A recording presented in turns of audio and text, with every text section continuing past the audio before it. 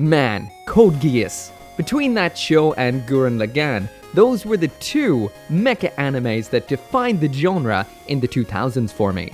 That, and of course, Gundam 00. When Code Geass came on the heels of the first season of Gundam 00, I didn't know what to expect. I went into it completely blind, and I recommend you do too if you've never watched it.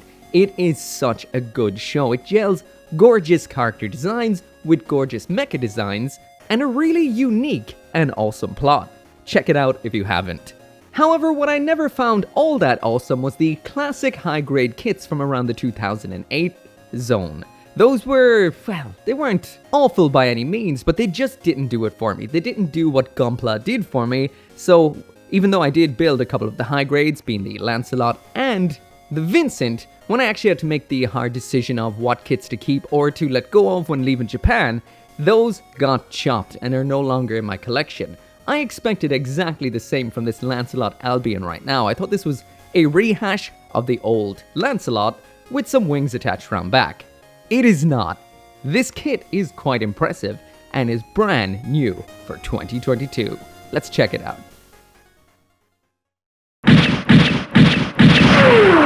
Hey, what is up everyone? Welcome back to Mecha Gaikotsu versus the Backlog Mountain, and today I'm taking a look at the new, brand new, high-grade Lancelot Albion. This is 1/35th scale, and of course it is by Bandai as usual. This is P Bandai, at least in Japan it's P Bandai. One of you guys told me on Twitter that it's a full release in Hong Kong and some other places, but either way, if you can't grab one of your own, I got mine through Bai, link in the description if you want one of your own. Now, this says on the instructions, Copyright Project L Geass 2022. So that is interesting, and every single runner inside of this box also says 2022, meaning this is built from the ground up as a new kit. Now, well, what can I say? I might as well just talk about the build. So jumping into a quick commentary on the build. Now, once again, everything in here is brand new for 2022 and all feels up to 2022 spec. These are nice plastics for the most part, but personally, I like the look and feel and gist of this kit so much, and I adore the Lancelot so much that this gold was not cutting it for me. So I decided I was going to paint over it. And I didn't really have the correct shade of kind of yellowy, greeny gold, so instead I had this titanium gold from Tamiya.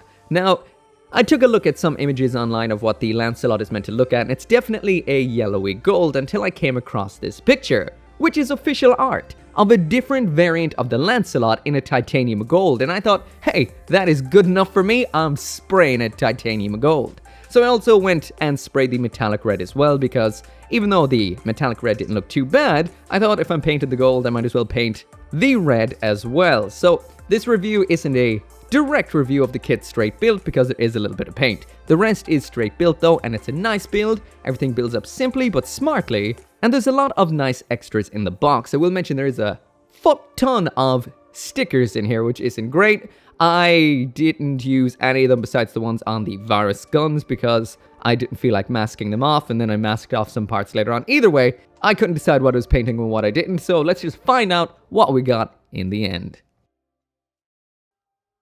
So now jumping into the aesthetics of the Lancelot Albion with that full 360-degree spin, and once again I have to mention that I am super impressed by this. This is vastly superior to what we would have seen back in 2008 with those classic high-grade kits.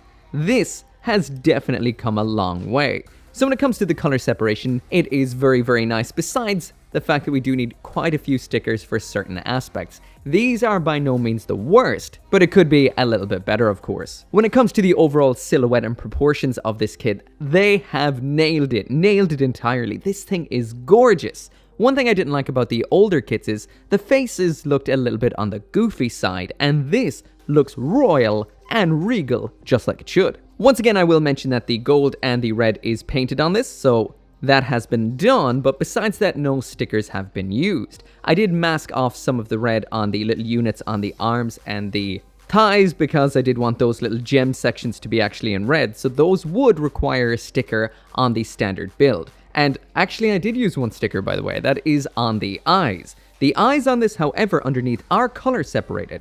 The only thing you're missing is the black around the actual eyes, but the eyes themselves are made out of clear green parts, which is a huge plus. But yeah, besides that, the color separation is very nice, and the colors used on here are great.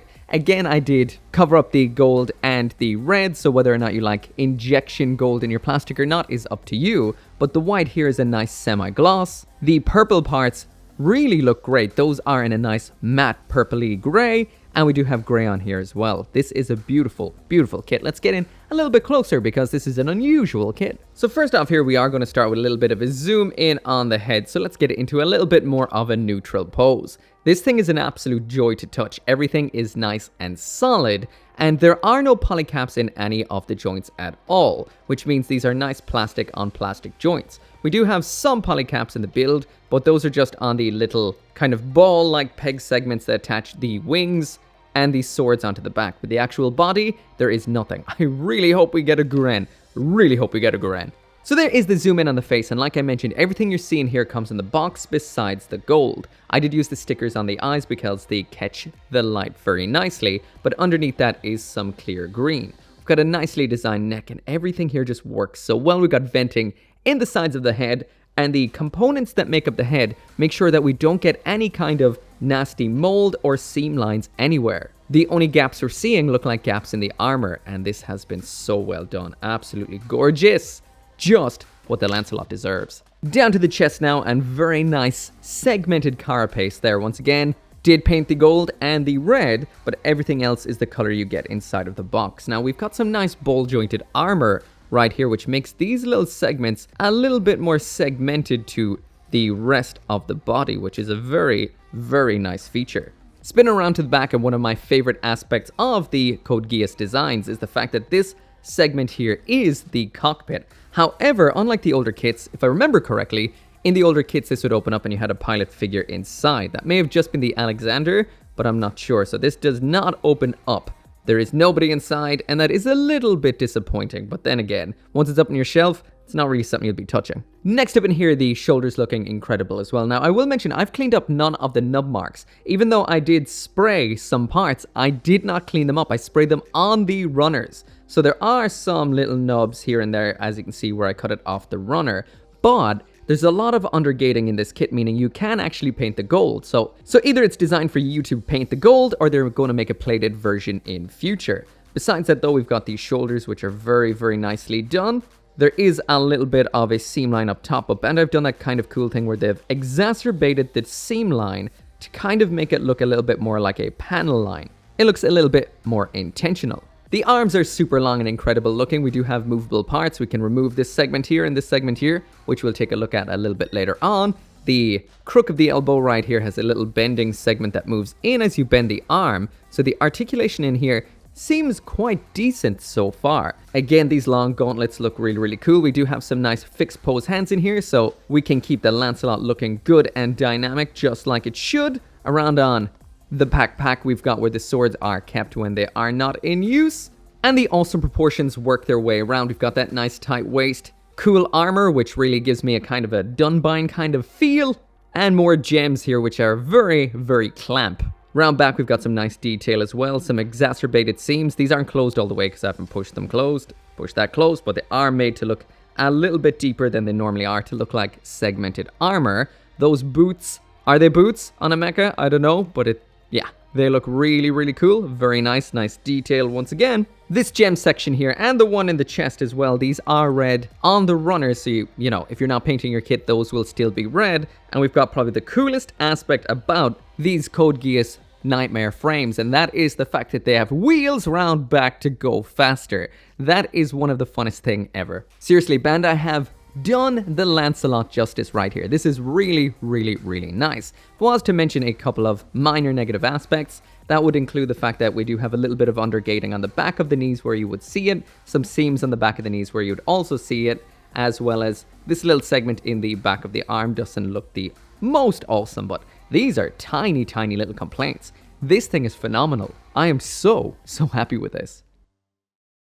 So now jumping into the accessories, and here is the Lancelot with absolutely everything that it comes with. And this is a nice set of accessories. We've got those absolutely gigantic wings, a pair of super Varus long-range weapons, some swords for getting in on close, a bunch of adapters for attaching stuff on, wires for using with the slash Harkins, we've got the Blaze Luminous Shield, and we've got a bunch of hands as well. There's a lot of options in here. Very, very nice. So as for the pair of optional hands we have in here, we've got a widespread left hand, that's this one right here. The sculpt is extremely nice. And what we've got for a right hand is this one, which is similar but has 2 fingers extended instead of the 4, which also honestly looks really damn good. That, of course, is for pulling off that classic and iconic pose. As for the other pair of hands we have in here, these are weapon holding hands, which we'll get back to when we're taking a look at the weapons. So of course, one of the major things that makes the Lancelot Albion is the pair of kick-arse wings, so let's try them out. So these are attached via ball joints so they can move around just like so, and when they're not in use, these can be removed just by popping them out just like that. As you can see, polycap ball joint. The energy wings attach in the same way. They pop into the socket. Simple as that right there. Hold in pretty well. These are exactly the same, so you can't mix them up. And there we go in with number 2. So this kit is compatible with Bandai's action bases. I tend to use this because it's simpler and more effective for reviews. And in order to attach this onto any stand with a 3mm attachment, you just pop open this little hatch right here. We've got another hatch right there. That is for later. And it just pops into the hole just like that. Very nicely designed. Ooh, this thing is actually bigger than I expected. Oh yeah, I forgot about the size comparisons. So there it is beside a high-grade Gundam, that being the high-grade RX 78-2 Beyond Global. So as you can see, the Lancelot is big. There it is side by side with the entry-grade new Gundam. Oh, fuck. There it is side by side with the entry-grade new Gundam. So about the size of that. A little bit shorter head-wise, I would say, because this is up on a bit of a stand. And there it is beside a Master Grade Gundam. So it's big, but not quite that big. So finally, there's the Lancelot Albion up on an action base with its wings looking absolutely glorious. Now, I have to say, usually I'm okay using this stand right here in most reviews, but a combination of the size of the Albion right here, as well as where it connects into its backpack, means that this isn't really all that effective. You'd need a very big stand, maybe one that you'd usually use with something like a Master Grade. Now, the wings themselves look phenomenal. I got this into a little bit of a pose, and so far the articulation and the strength of this kit feels great. And even though these wings are just, I guess, like some kind of acrylic plastic that's not very thick or unique or very vigorous, these still look so good. We've got a nice print on these showing a lot of energy burning up and a fade into a more whitey color towards the end. These look great. Simple, but extremely effective. So next up in here, we've got the swords. Now, this isn't really indicative of what comes in the box because this is made out of the 2 colors that I painted, but I did not add anything else. So this end would be gold, this would be in the metallic red out of box, and we are missing some of the colors for the gemstones, which should be in a kind of green. This green right here, to be specific. Besides that, they do have a tab for attaching into the hands, and let's do just that. First off, I will mention that we do have a stored form of these round back, as you can see right here inside of this scabbard. And when you are actually posing these in the hands, you can just remove this little segment from in here, so that does mean they can't actually be stored on the unit. So in order to attach these onto the Lancelot, we do have some included hands in here. These are extremely nice once again, like this kit is. These are like standard high-grade hands, as in you have to separate them in half in order to sandwich the sword in there. But when you have them in half, you can actually see that we do have an extra joint in the wrist, so these can actually flex and extend for some nice chopping poses. Once you actually attach the sword onto the tab in the rear of the hand, put it all together, this looks good. These are beautiful hands. The sword is gorgeous. This kit, so far, very nice.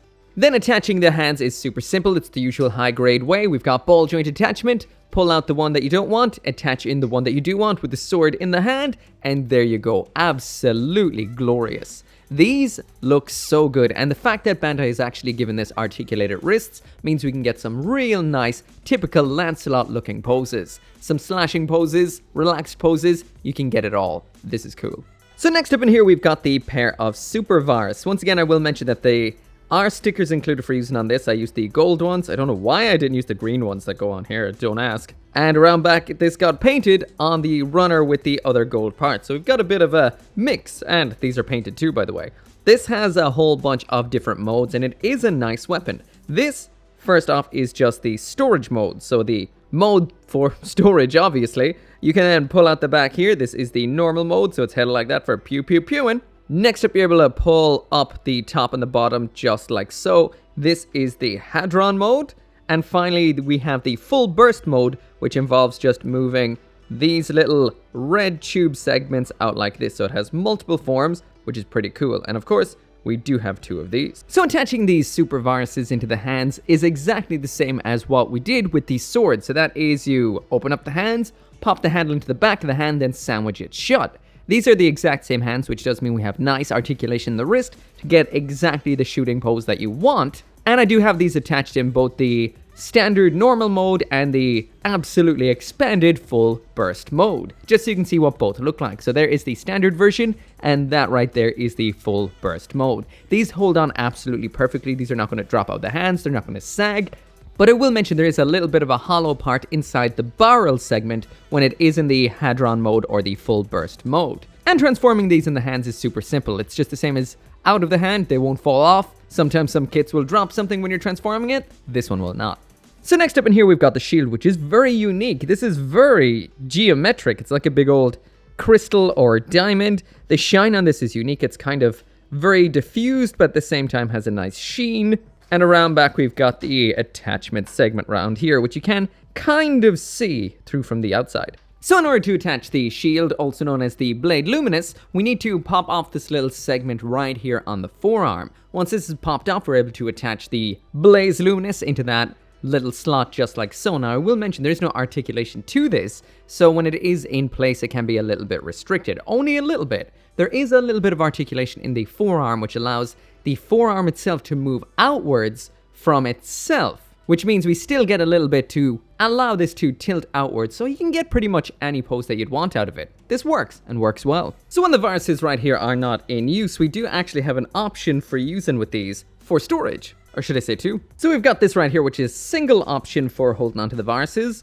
And then this one, which is a double. I'm going to go with the double because, well, it's the same as the single, but holds both. So get both of those into the storage mode. The top one slots in from the left-hand side, and the lower one then slots in from the right-hand side. Both held in. Simple and effective. So this top slot right here, that was for the action base. This one down here, this one is for attaching that little rack into. So that just attaches inside of that just like so. Nice and tight, and that's not going to fall out at all. So the last of the weapons that we have in here, well, that one's gone. The last of the weapons we have in here are the Slash Harkins. So we have 4 of these in total. These are meant to be red in the central part, but I didn't get around to masking and painting these guys. This kit comes with a length of wire in here, which you need to cut to the particular length for each one. So it needs to be cut into 4. I think it's a really cool and cute touch that the characters are actually in the manual telling you what to do. So this is all throughout the manual, and it's again, I love this. This is in the 30-minute Sisters kits, and it's nice to see it with some anime characters that you know as well. So in order to attach these, you remove these segments off the arms and the legs. These pop off ever so simply, and once they're off, you need to attach on some adapters. That is, once again, adapters for on the wrists and adapters for on the thighs. In here, like I mentioned, we do get a roll of wires, so you cut that into 4 equi-length, is that a word? Equal length pieces. The wire attaches into the adapters like so, and then you just attach the Harkins on the end of the wires like this. The wires are strong enough to hold these up because they are nice and light, and of course you can pose the wires whatever way you like. So now moving into the articulation, and as usual I'm going to be working from the head down, but first I will mention, this thing is rock solid. Once again, it's plastic on plastic joints, besides the wings back here, which are also super solid. This is very nicely designed. Let's check it out. So the head on here has a lot going on. This has one hell of a movement out to the front because there is a joint deep down inside of it. So that allows for some nice giggity goo action.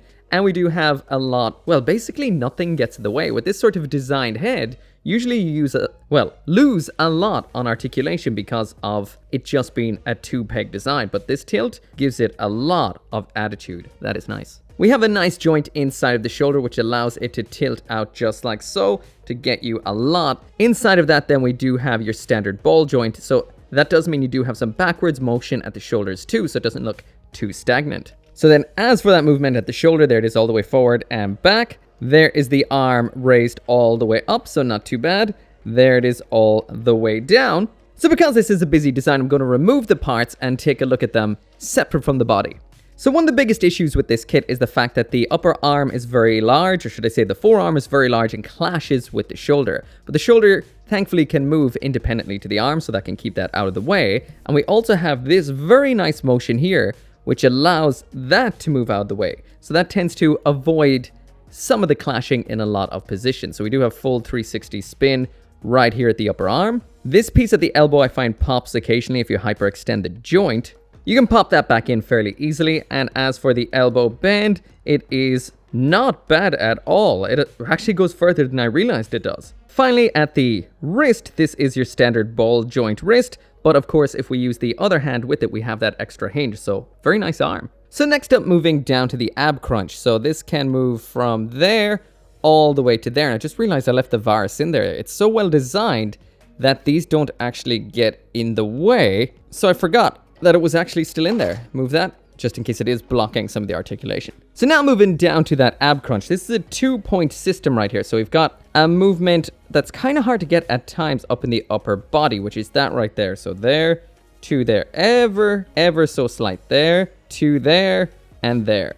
Then we have a ball joint below that. So you can actually get to move back quite a bit. There it is all the way to the front, so not too bad. We've got the full rotation as you'd expect from that ball joint. And some side to side in there as well. And some of that is actually located inside the waist unit. So not bad at all. Lost a wing.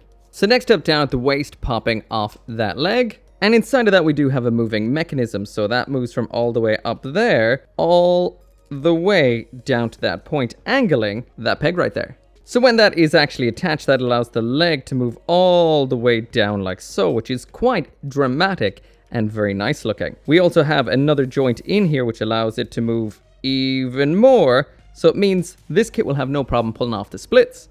Then we have the full 360-degree spin at the upper leg right there. Popping the leg off now to check out the rest of what is going on with the leg. And first off, there is the bend at the knee. So that is ridiculously good. Very, very nice. Nothing moving or nothing fancy, but it gets what it needs to get done. Down at the ankle, then we have this little bit of armor up front. This is ball jointed, so can move ever so slightly, but mainly just to keep out of the way of the foot. We've got a full toe bend right here, which is always a very nice touch. It can move up the way too. Very, very nice. This thing right here, that is on a ball joint, so it can swing all the way around. This little section up at the top of the wheel, that can actually rotate round like so, maybe to put on the brakes. And as for the functional movement on the ground, and what I mean by that is what you can get out of the foot without the toe leaving the ground, there it is all the way to the front. So not much at the actual front pivot at the ankle, and there it is then all the way to the back, which is very, very decent. And then finally, as for the side-to-side pivot, out to the outside, it is blocked, of course, by the wheel, and all the way to the inside. Ooh, that is good. Very good. So the actual wings themselves right here, these don't move that much. It's just ball joints, so you can angle them back slightly, angle them forward slightly, but besides that, it's just more of a rotation rather than anything else. You're not going to get anything too crazy out of the wings or out of the sortie segments right here. So just a little bit of regular ball joint movement. So yeah, what can I say? I'm actually shocked by the articulation on this. One thing that really drove me mad about the older high grades was they couldn't do really anything at all. This has some nice design. All the joints are brand new, rock solid, give you all that you could ever want. And the only real issue is the fact that the big old forearm armor can clash with the shoulder armor. But that's a design aspect, not necessarily an articulation aspect. Yeah, this pulls pretty much anything you would want pulled off. The articulation is excellent.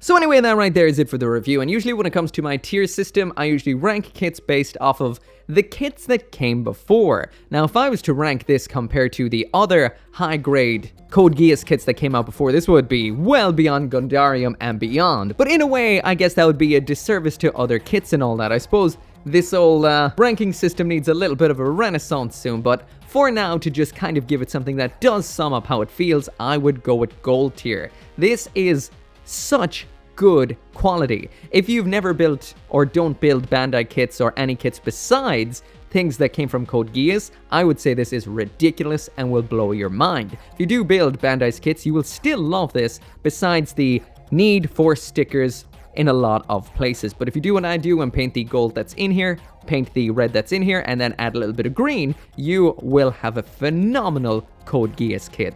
It's nice to actually see some of these designs, which are fantastic, well, one of these designs, which is fantastic, get an actual good model kit. Now, here is hoping. I want a Guren and most definitely Cornelia's Gloucester. Anyway, as always, thank you so much for watching. If you want one of your own, link down there in the description. As always, thank you so much for watching, and I'll see you next time.